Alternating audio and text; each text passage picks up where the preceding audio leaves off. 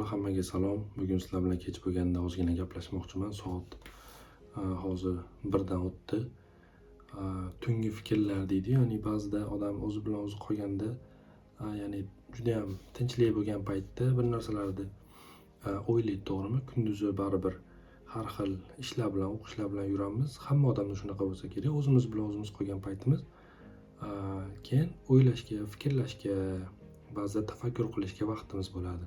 Xuddi shunaqa narsa hozir xonadoshim uxlayotganiga qaramasdan shu fikrlarimni sizlar bilan ulashib qo'ymoqchi bo'ldim. To'g'risi bugun bitta iqtibos ko'rib qoldim. Inglizchada buni o'zbekcha tarjima qilib berishga harakat qilaman. Inglizchada you don't get what you deserve. You get what you think you deserve. Ya'ni o'zbekcha tarjima qilganda sen o'zingga keraklisini olmaysan. Sen o'zingga nima kerakli, o'zim nimaga loyiqman degan narsani olasan degan ma'nodagi iqtibos. Bu qaysidir kitobdan keltirilgan. Unisi muhim emas. Lekin bu gapni ma'nosiga qaraydigan bo'lsak, nima degani? Sen o'zingni kim deb ko'rasan? Asosan kelajakda va shunga qarab harakat qilishing bor. Ya'ni o'zingni agar past baholab, menda hech narsa o'xshamaydi yoki men loyiq emasman bu narsaga, qimmat narsalarga, masalan pul tomonidan oladigan bo'lsak, to'g'rimi? Loyiq emasman, menga emas deb o'ylasang deyapti. Shunga qarab harakat qilishni boshlaysan, ya'ni harakating shunga yarasha bo'ladi. Acting deydi, ya'ni inglizchada harakating shunga yarasha bo'ladi va natija ham o'zing kutgandek bo'ladi.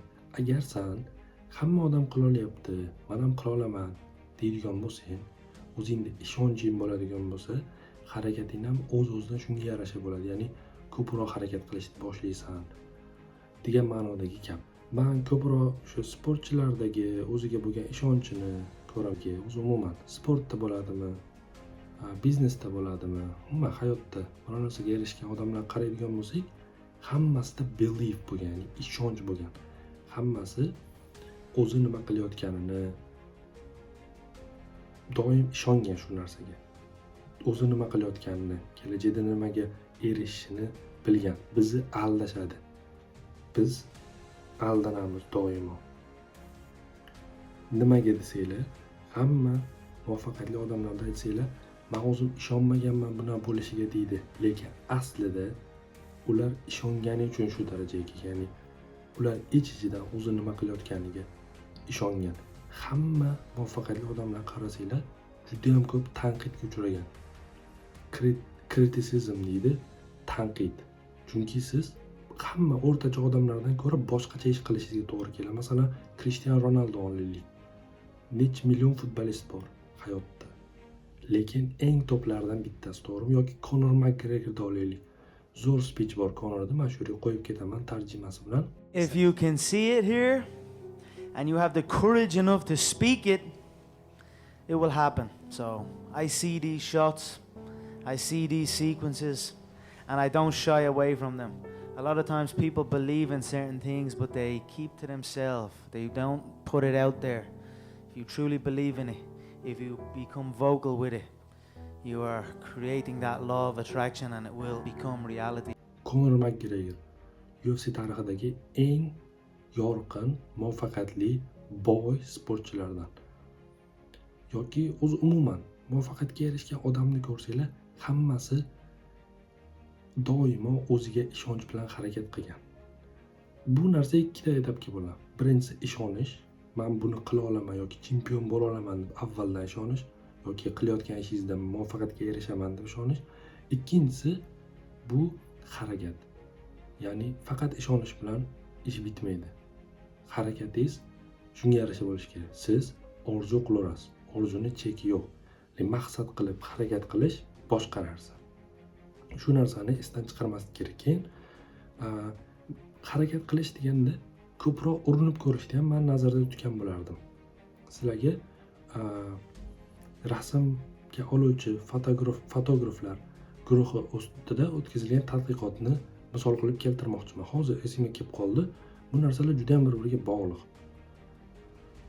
to'g'risi bu videoga umuman tayyorgarlik ko'rganim yo'q. Shunchaki men shu narsani o'qidim, qanaqadir xayolimda shu 3 ta fikr juda ham bog'lanib ketib qoldi. Ya'ni birinchisi o'sha o'zing nimaga erishaman, nimaga loyiqman degan narsangga erishasan. Ya'ni o'zingni nimaga loyiq deb bilsang, shunga erishishing bor. Ikkinchisi ishonishing. Uchinchisi shu ko'proq harakat qilish. Mana hozir ko'proq harakat qilish qismiga keldik. Xullas, ikkita guruhni olishadi. Ikkita fotograflar guruhini. Ularning ustida tadqiqot o'tkazmoqchi bo'lishadi. Birinchi guruhga berilgan vazifa aytadi, sizlar 3 ta zo'r rasm olib kelinglar. Faqat 3 dona olinglar, boshqa olmanglar deydi. Ya'ni olib kelasizlar, oxiri sizlar bilan ikkinchi guruhni olgan rasmingdan taqqoslaymiz deydi.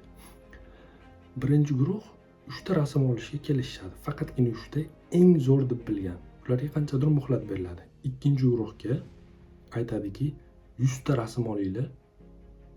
Qaramanglar, chiroylimi, sifatlimi, sifatsizmi, 100 ta rasm olinglar deydi. 100 ta rasm va 3 ta rasm. O'sha vaqt muddat tugagandan keyin birinchi guruhni olib kelishganda 3 ta chiroyli rasm bo'ladi. Eng qiziq tarafi ikkinchi guruhni olib kelishgan paytida, ya'ni shu 100 ta rasmni olib kelgan paytda haligi 3 ta rasmdan ko'proq, chiroyliroq rasmlar chiqadi. Ya'ni bu degani inglizchada olgandan, inglizcha qilib aytganda, ya'ni sizni practices perfectiondan doim baland yuradi. Ya'ni siz ideallik kutmasligingiz kerak. Ko'proq harakat qilaverishingiz kerak. O'z-o'zidan bu ideallikka olib boradi. Ya'ni qancha ko'p harakat qilsa, qancha ko'p attempt qilsa, qancha ko'p try qilsa, bu narsa, ya'ni o'sha 100 ta rasm olsangiz, hech narsasiga qaramasdan, ana 3 ta eng zo'r rasmdan sizning rasmlaringiz zo'r chiqishi mumkin. Shu narsalarni bugun sizlar bilan bo'lishmoqchi edim. Ko'p videolarim shunaqa tarzda olaman, lekin 1 yil o'tib, 6 oy o'tib o'zimga cringe tuyuladi bu narsa. Cringe degani qanaqadir o'zbekchada aytganda juda ham bir jinnicha deb qo'yadi-yu. Shunaqa tuyuladi. Balki bu video ham shunaqa tuyular, lekin hozir uchun, men uchun bu videoni olish to'g'ri qaror deb hisoblandi. Videoni ko'rgan bo'lsanglar rahmat. Yaqinda yana videolarimiz chiqadi kitoblarga oid. Kitob o'qishda davom etinglar. Juda ham foydasi ko'p. Orada kitob o'qimagan paytim o'zimda ham bilinadi. Fikrlarim tarqoqlashadi. Biror narsa yozaman desam yozolmayman. Video olaman desam mavzu yo'q. Lekin ozgina kitob o'qib, izlanishni boshlaganimda shunaqa g'oyalar kelishni boshlaydi. Sog' bo'linglar, o'zlaringizni ehtiyot qilinglar, o'qishlariga, ishlarga omad.